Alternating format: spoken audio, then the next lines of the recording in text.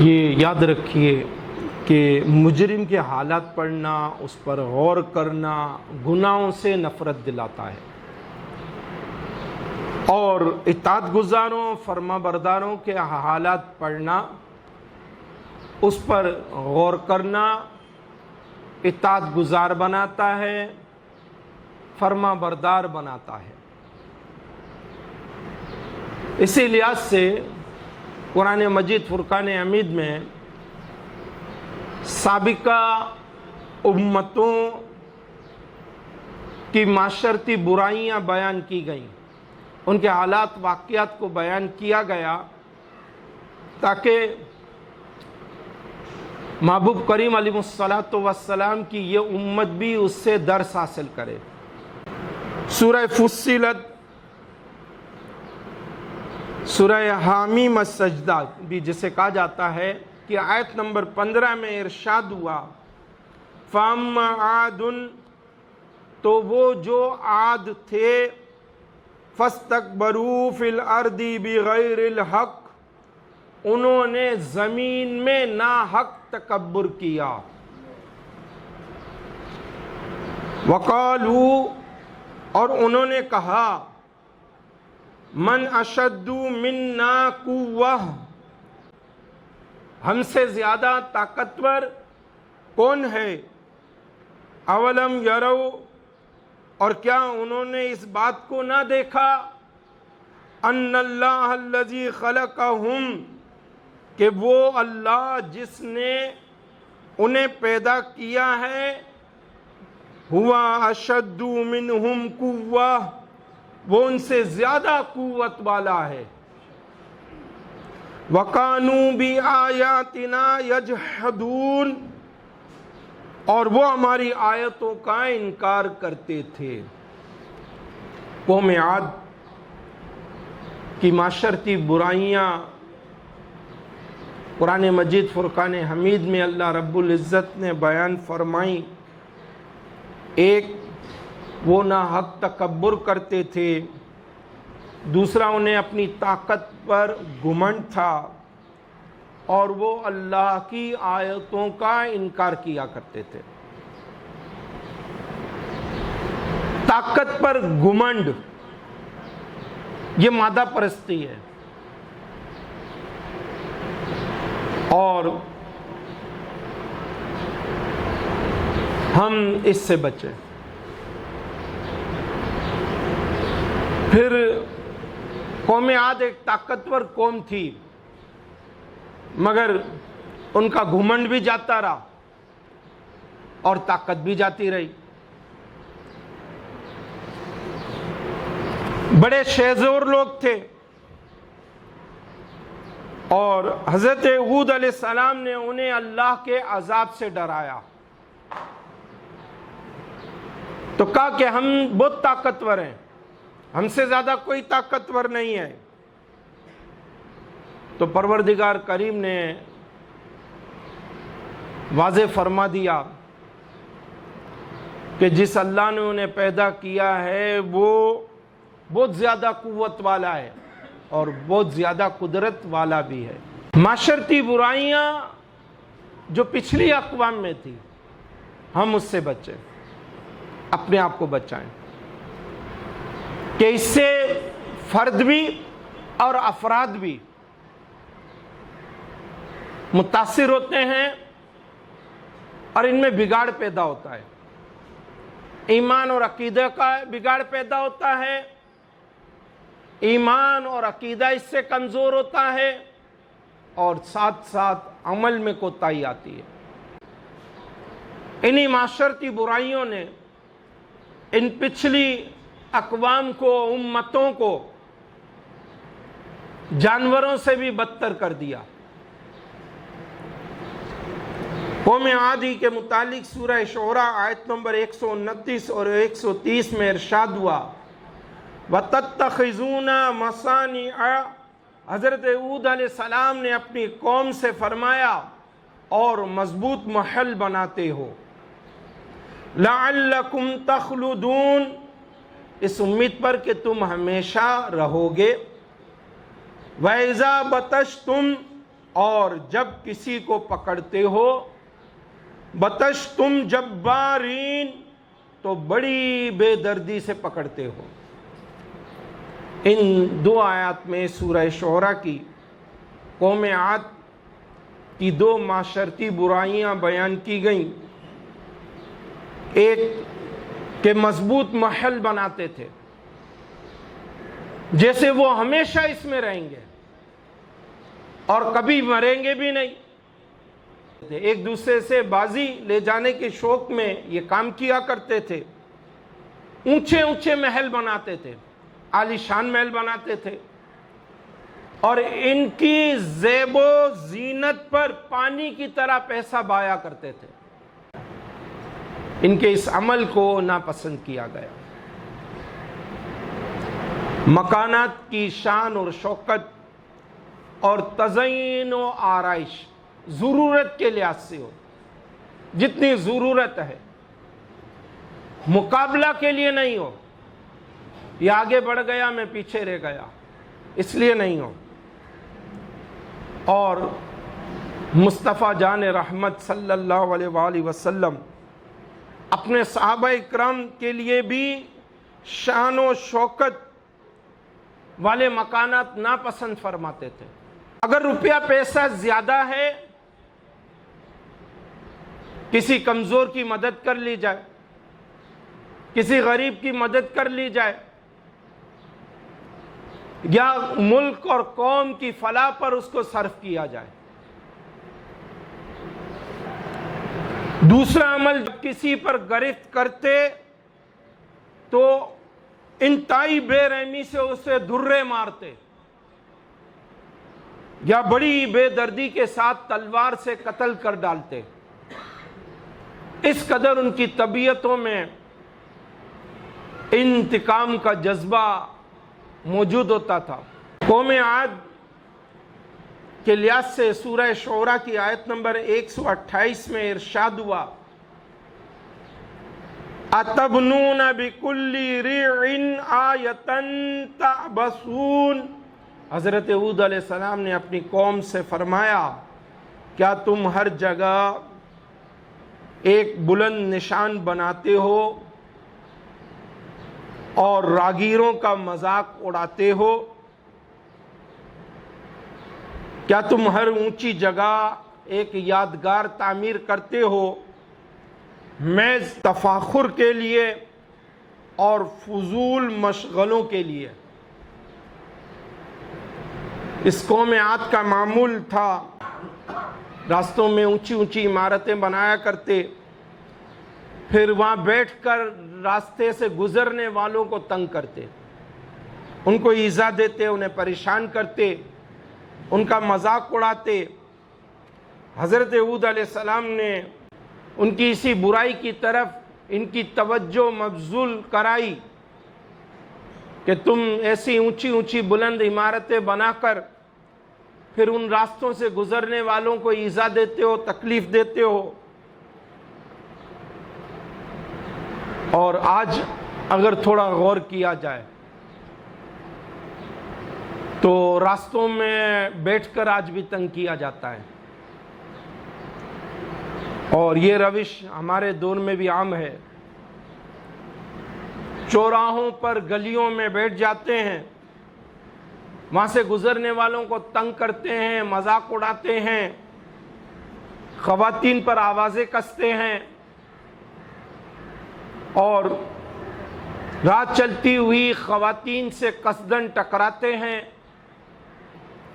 راستے میں کوڑا کرکٹ پھینک دیتے ہیں، گلیوں میں گندا پانی چھوڑ دیتے ہیں، گلیوں میں ملبہ پھینک دیتے ہیں، غلط جگہ گاڑی کھڑی کر دی اور کوئی توجہ نہیں ہے،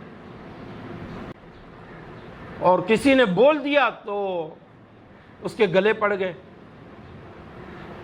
اب وہی چیزیں قوم عاد میں اور وہی چیز ہمارے زمانے میں، اسی چیز نے ان کو خراب کیا، تو یہی چیز ہمیں بھی خراب کرے گی۔ انہی معاشرتی برائیوں نے ان کو برا بنا دیا، برا کر دیا۔ سمود کے متعلق سورہ فصلت آیت نمبر 17 میں ارشاد ہوا، وَأَمَّا سَمُودُ، اور وہ جو سمود تھے، فَهَدَيْنَاهُمْ، تو ہم نے ان کی رہنمائی فرمائی، فَاسْتَحَبُّوا الْعَمَىٰ عَلَى الْهُدَىٰ، تو انہوں نے ہدایت کی بجائے اندھے پن کو پسند کیا۔ قوم عاد کی معاشرتی برائیاں ہم نے سنی، اب قوم سمود کی معاشرتی برائی بیان ہو رہی ہے کہ انہوں نے ہدایت کی بجائے اندھے پن کو پسند کیا، جہالت کو پسند کیا، جہل کو پسند کیا۔ جب انہوں نے ہدایت حاصل نہیں کی تو بے راہ اختیار کی، گمراہی اختیار کی، اور پھر برائی پر برائی کرتے چلے گئے۔ ہدایت کا لفظ دو طرح سے مستعمل ہوتا ہے، کسی کو منزل مقصود تک پہنچا دینا، اور یا پھر کسی کو منزل کی راہ دکھا دینا۔ یہاں یہ دوسرے معنی ہیں کہ ان کو منزل کی راہ دکھا دی گئی، کہ اللہ کے حکم سے انبیاء کرام نے قوم سمود کو بتا اور سمجھا دیا کہ ہدایت کا رستہ کون سا ہے۔ قوم سمود کی رہنمائی کی گئی کہ نیکی اور بدی کے طریقے ان پر ظاہر کر دیے گئے، نیکی کیا ہے، بدی کیا ہے، نیکی کا صلہ کیا ہے، بدی کا انجام کیا ہے، بتا دیا گیا۔ لیکن انہوں نے ہدایت کی بجائے گمراہی کو پسند کیا۔ ہمارے پاس قرآن بھی ہے، حدیث بھی ہیں، اللہ کے فرامین بھی ہیں، رسول اللہ صلی اللہ علیہ وآلہ وسلم کے ارشادات مبارک بھی ہیں۔ ہم پڑھیں، سنیں، سمجھیں اور عمل کرنے والے بنیں۔ قوم لوط کے متعلق سورہ عنکبوت آیت نمبر 28 اور 29 میں ارشاد ہوا، وَلُوطًا إِذْ قَالَ لِقَوْمِهِ، اور لوط کو یاد کرو جب اس نے اپنی قوم سے فرمایا، إِنَّكُمْ لَتَأْتُونَ الْفَاحِشَةَ، تم بے شک بے حیائی کا وہ کام کرتے ہو، مَا سَبَقَكُمْ بِهَا مِنْ أَحَدٍ مِّنَ الْعَالَمِينَ، جو تم سے پہلے دنیا بھر میں کسی نے نہیں کیا۔ أَإِنَّكُمْ لَتَأْتُونَ الرِّجَالَ، کیا تم مردوں سے بدفعلی کرتے ہو، وَتَقْطَعُونَ السَّبِيلَ، اور راستہ کاٹتے ہو، وَتَأْتُونَ فِي نَادِيكُمُ الْمُنْكَرَ، اور اپنی مجلسوں میں برے کام کو آتے ہو۔ حضرت لوط علیہ السلام نے اپنی قوم سے ملامت کرتے ہوئے ارشاد فرمایا، جسے قرآن نے بیان کیا، کہ بے شک تم وہ بے حیائی کا کام کرتے ہو کہ دنیا میں اس سے پہلے کسی اور نے نہیں کیا۔ تم مردوں سے بدفعلی کرتے ہو، جبکہ راہگیروں کو قتل کر کے ان کا مال لوٹ کر لوگوں کا راستہ کاٹتے ہو، اور اپنی مجلسوں میں برے کام اور بری باتیں کرنے کے لیے آتے ہو۔ حضرت لوط علیہ السلام کی قوم کے لوگ بدفعلی کے علاوہ ایسے ذلیل افعال اور حرکات کے عادی تھے جو عقلی اور عرفی دونوں طرح سے کبیح اور ممنوع ہیں۔ جیسے گالی دینا، یہ ان کے عام تھا، فحش بات کرنا، تالی اور سیٹی بجانا،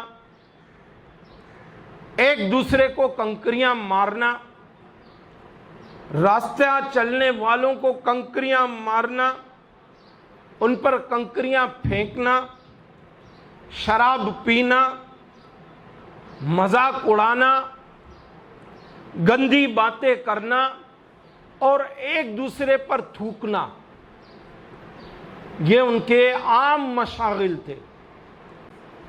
برسرے مجلس وہ خلاف وضع فطرت کام کرتے، دن میں بھی کرتے، دن کی روشنی میں کرتے، مجلسوں میں کرتے، لوگوں کے سامنے کرتے، مسافروں کو لوٹتے تو الگ، مگر ان کے کپڑے بھی اتار لیتے، اور جو مہمان آتے ان کی جوتیاں تک چرا لیتے تھے۔ انہی معاشرتی برائیوں نے ان کو تباہ و برباد کر دیا۔ بحیثیت مسلمان ہم غور و فکر کریں، ایسی خامیوں اور خرابیوں سے اپنی ذات کو بچائیں، ساتھ ساتھ اپنے مسلمان بھائیوں کو بھی بچائیں۔ قوم لوط کا ایک معاملہ تھا، وہ فطرت سے بغاوت، یعنی ایک اصول جو کلیہ فطرت نے مقرر کیا ہے اس کے برعکس کام کو انجام دینا۔ اور آج کے دور میں غیر مسلم اقوام اسی کا پرچار کرتی ہیں۔ یاد رہے کہ فطری تقاضا بھی ہے تو کھلی چھٹی نہیں ہے، اس کی بھی حدود متعین ہے۔ جہاں لوگوں نے فطرت سے بغاوت کی، معاشرے میں ہم جنس پرستی کو فروغ دیا، زنا کو عام کیا، بدفعلی کو عام کیا، فحشی اور عریانی اور بے حیائی کو عام کیا، عورتوں میں پردے کی ذہنیت کو ختم کر کے آزاد روش اور روشن خیالی اپنانے کی تعلیم کو عام کیا، تو نتیجہ ہم سب کے سامنے ہے کہ انسان کا حال جانوروں سے بھی بدتر ہے۔ اور اکثریت ایسے لوگوں کی خطرناک اور مہلک امراض میں گرفتار ہے، جہاں فطرت سے بغاوت کی اور کہہ رہے خداوندی نے آگے رہا۔ تو جو قاعدہ کلیہ قانون اسلام نے ہمیں دیا وہ ایکوریٹ ہے، وہ صحیح ہے، وہ درست ہے۔ انہی حدود کے اندر ہم نے اپنے آپ کو قائم رکھنا ہے، انہی قیود کا ہم نے اپنے آپ کو پابند رکھنا ہے۔ اسی میں فلاح ہے، اسی میں ہمارا بھلا ہے، اسی میں ہمارا فائدہ ہے، اسی میں ہمارا دنیا کا بھی اور آخرت کا بھی نفع ہے۔ اہل مدین کا حال قرآن مجید فرقان حمید میں ارشاد ہوا، سورہ اعراف آیت نمبر 85، وَإِلَىٰ مَدْيَنَ أَخَاهُمْ شُعَيْبًا، اور مدین کی طرف ان کے ہم قوم شعیب کو بھیجا۔ قَالَ يَا قَوْمِ اعْبُدُوا اللَّهَ، حضرت شعیب علیہ السلام نے ان سے فرمایا، اے میری قوم اللہ کی عبادت کرو، مَا لَكُم مِّنْ إِلَٰهٍ غَيْرُهُ، اس کے سوا تمہارا کوئی معبود نہیں، قَدْ جَاءَتْكُمْ بَيِّنَةٌ مِّن رَبِّكُمْ، بے شک تمہارے پاس تمہارے رب کی طرف سے روشن دلیل آ گئی ہے۔ فَأَوْفُوا الْكَيْلَ وَالْمِيزَانَ، تو ناپ اور تول پورا پورا کرو۔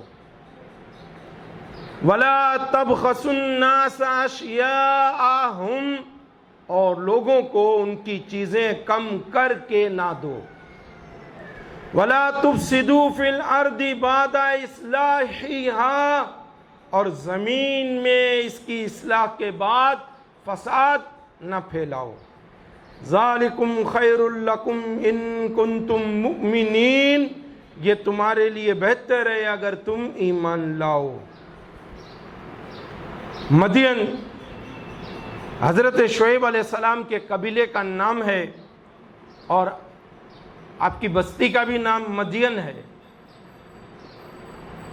اس بستی کا نام مدین اس لیے ہوا کہ حضرت ابراہیم علیہ السلام کی اولاد میں سے آپ کے ایک بیٹے، ان کا نام مدین تھا۔ حضرت شعیب علیہ السلام بھی حضرت ابراہیم علیہ السلام ہی کی اولاد میں سے تھے، اور حضرت لوط علیہ السلام کی بیٹی حضرت شعیب علیہ السلام کی دادی تھی۔ حضرت شعیب علیہ السلام اہل مدین کے ہم قوم تھے، اور آپ بنی اسرائیل کے انبیاء میں سے نہ تھے۔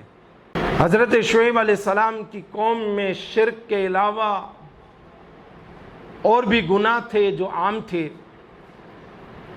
ایک ان میں ناپ تول میں کمی کرنا یہ عام تھا، دوسرا لوگوں کو چیزیں کم کر کے دیا کرتے تھے، اور تیسرا نبی علیہ السلام سے دور کرنے کی کوشش، یعنی حضرت شعیب علیہ السلام سے لوگوں کو دور کیا کرتے تھے۔ حضرت شعیب علیہ السلام نے اپنی قوم کو ناپ تول میں کمی کرنے، لوگوں کو اشیاء گھٹا کے دینے سے منع فرمایا، اور زمین میں فساد کرنے سے بھی روکا، کیونکہ جس بستی میں اللہ کے نبی تشریف لے آئیں اور نبوت کا اعلان کر دیں اور احکامات بیان فرما دیں، اب اس سے ہٹنا، اس کے خلاف کام کرنا، اس کے خلاف چلنا، یہ فساد فی الارض ہے، یہ زمین میں فساد پھیلانے کے مترادف ہے۔ تو ظاہر ہے جو نبی کو نہیں مانے گا، نبی کی نہیں مانے گا، تو پھر کفر و فساد میں ہی مبتلا ہوگا۔ اسی لحاظ سے حضرت شعیب علیہ السلام نے اپنی قوم سے خطاب فرمایا کہ اب زمین پر فساد پھیلانے سے باز آ جاؤ، کہ حضرت شعیب علیہ السلام بحیثیت نبی تشریف لے آئے تھے اور احکامات بیان فرما دیے تھے۔ اسی طرح حضرت شعیب علیہ السلام کی قوم کے متعلق سورہ اعراف آیت نمبر 86 میں بیان ہوا، وَلَا تَقْعُدُوا بِكُلِّ صِرَاطٍ، اور ہر راستے پر یوں نہ بیٹھو، تُوعِدُونَ، کہ راہ گیروں کو ڈراؤ، وَتَصُدُّونَ عَن سَبِيلِ اللَّهِ مَنْ آمَنَ بِهِ، اور اللہ کے راستے سے ایمان لانے والوں کو روکو، وَتَبْغُونَهَا عِوَجًا، اور تم اس میں ٹیڑھا پن تلاش کرو، وَاذْكُرُوا إِذْ كُنْتُمْ قَلِيلًا، اور یاد کرو جب تم تھوڑے تھے، فَكَسَّرَكُمْ، تو اس نے تمہاری تعداد میں اضافہ کر دیا، وَانظُرُوا كَيْفَ كَانَ عَاقِبَةُ الْمُفْسِدِينَ، اور دیکھو فسادیوں کا کیسا انجام ہوا۔ یہ لوگ مدین کے راستوں پر بیٹھ جایا کرتے، مسافروں سے کہتے کہ مدین میں ایک جادوگر آ گیا ہے، وہاں مت جاؤ، اس سے بچنا۔ اسی طرح یہ مسافروں پر ڈکیتیاں ڈالا کرتے تھے، انہیں لوٹ لیا کرتے تھے۔ پھر آیت مبارکہ میں ارشاد ہوا، وَانظُرُوا كَيْفَ كَانَ عَاقِبَةُ الْمُفْسِدِينَ، اور دیکھو فسادیوں کا کیسا انجام ہوا، یعنی پچھلی امتوں کے احوال اور گزرے ہوئے زمانوں میں سرکشی کرنے والوں کے انجام، اور مآل عبرت کی نگاہ سے دیکھو اور سوچو۔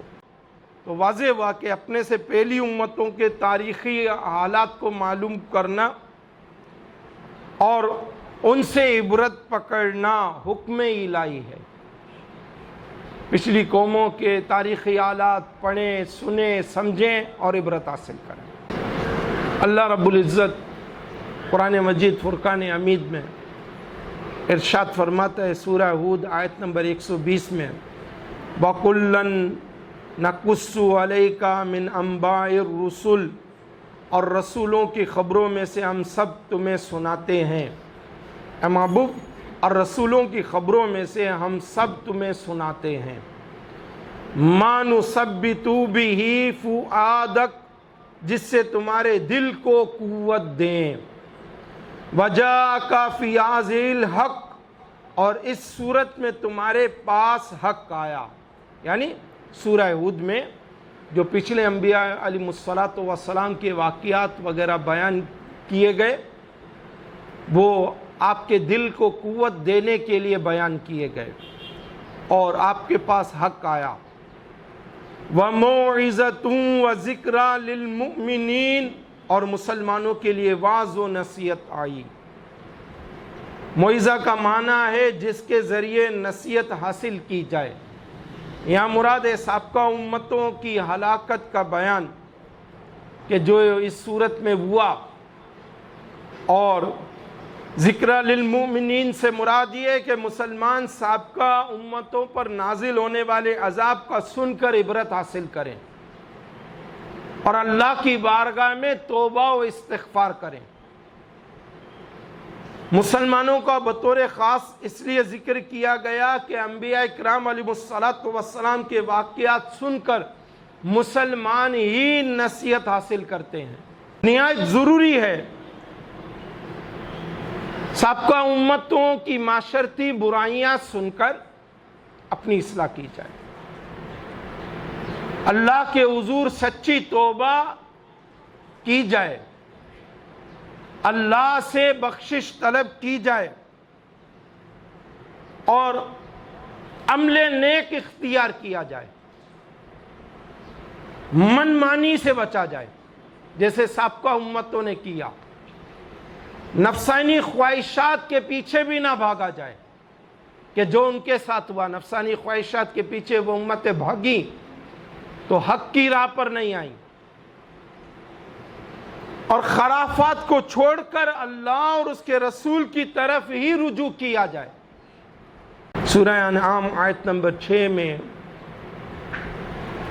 ارشاد ہوا، الم یروکم، کیا انہوں نے نہیں دیکھا، اہلکنا من قبلہم من قرن، کہ ہم نے ان سے پہلے کتنی قوموں کو ہلاک کر دیا، مکناہم فی الارض، انہیں ہم نے زمین میں وہ قوت اور طاقت عطا فرمائی تھی، ما لم نمکن لکم، جو تمہیں نہیں دی، وارسلنا السماء علیہم مدرارا، اور ہم نے ان پر موسلا دار بارش بھیجی، وجعلنا الانہار تجری من تحتہم، اور ان کے نیچے نہریں بہا دی، فَأَهْلَكْنَاهُمْ بِذُنُوبِهِمْ، پھر ان کے گناہوں کی وجہ سے انہیں ہلاک کر دیا، وَأَنشَأْنَا مِن بَعْدِهِمْ قَرْنًا آخَرِينَ، اور ان کے بعد دوسری قومیں پیدا کر دی۔